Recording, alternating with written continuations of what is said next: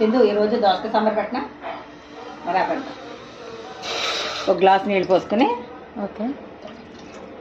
కాదు నిన్న పప్పు మామిడికాయ మిగిలిపోయింది, అది పప్పు మామిడికాయ కంటే మర్నాడు సాంబార్ సూపర్ ఉంటుంది చూడు.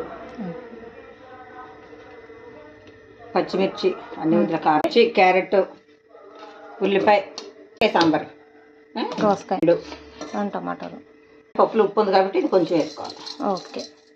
ఉడుకుతూ ఉండగా పసుపు యాడ్ చేసుకోవాలి, కారం యాడ్ చేసుకోవాలి, కొంచెం సాంబార్ పౌడర్ యాడ్ చేసుకోవాలి. బాగా ఉడికిపోవాలి.